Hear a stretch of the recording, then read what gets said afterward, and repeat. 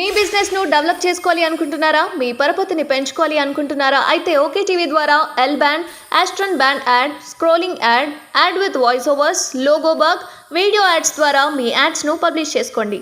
సంప్రదించవలసిన phone number 8520917933. అందరికీ నమస్కారం. Welcome to okay TV. నిజమైన హిందువు ఎవరు? రామ మందిర ప్రారంభోత్సవానికి ఎవరు వెళ్లరు అంటున్న రేవంత్ రెడ్డి. ఉత్తరప్రదేశ్ లోని అయోధ్యలో రామ మందిర ప్రారంభోత్సవానికి గడువు సమీపించబోతోంది. ఈ నెల 22న ఆలయాన్ని ప్రారంభించాల్సి ఉంది. సోమవారం నుంచే పండుగల ఈ కార్యక్రమాన్ని నిర్వహించనుంది ఉత్తరప్రదేశ్ ప్రభుత్వం. అయితే ప్రారంభోత్సవ కార్యక్రమానికి ప్రధాని మంత్రి నరేంద్ర మోదీ సహా 4000 మంది ప్రముఖులు హాజరు కాబోతున్నారు.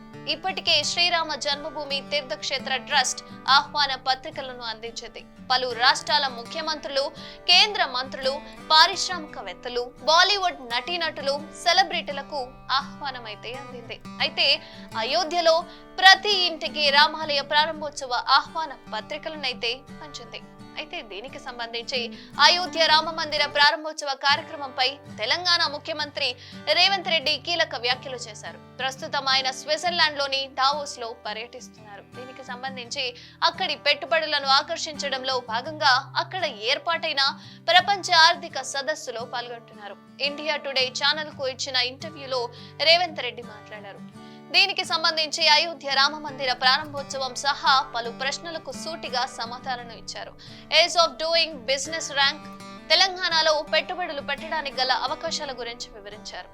అయోధ్య ఆలయంలో రామ్లల్లా విగ్రహ ప్రాణప్రతిష్ఠ కార్యక్రమాన్ని బీజేపీ కార్యక్రమంగా అభివర్ణించారు రేవంత్ రెడ్డి. అయితే రామాలయం ప్రతి ఒక్క హిందువుకు చెందుతుందని పేర్కొన్నారు. దీన్ని బీజేపీ రాజకీయంగా వాడుకుంటుందని వ్యాఖ్యానించారు. అందుకే కాంగ్రెస్ పార్టీ ఈ కార్యక్రమానికి వెళ్లదలుచుకోలేదని అన్నారు. అదేవిధంగా అయోధ్య రామ మందిర నిర్మాణం కూడా పూర్తి కాలేదని, అసంపూర్తిగా ఉన్నప్పుడే ప్రారంభించడానికి గల కారణాలు అందరికీ తెలుసని రేవంత్ రెడ్డి వ్యాఖ్యానించారు. అయితే రామ మందిరాన్ని, హిందూయిజాన్ని అడ్డుగా పెట్టుకొని బీజేపీ మత రాజకీయాలకు పాల్పడుతోందని ఆయన విమర్శించారు. అసంపూర్తిగా ఉన్న ఆలయంలో శ్రీరాముడికి ప్రాణ ప్రతిష్టను చేసే కార్యక్రమానికి నిజమైన హిందువు కూడా వెళ్ళబోరని అన్నారు.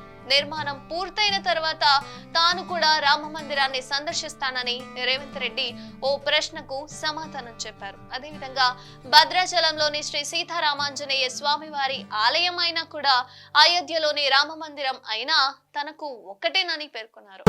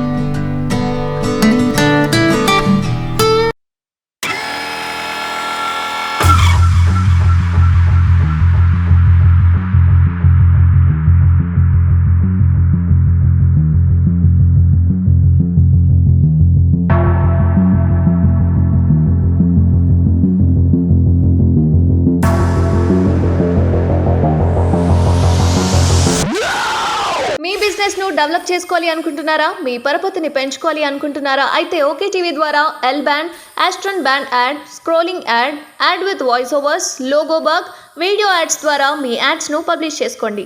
సంప్రదించవలసిన ఫోన్ నెంబర్ 8520917933.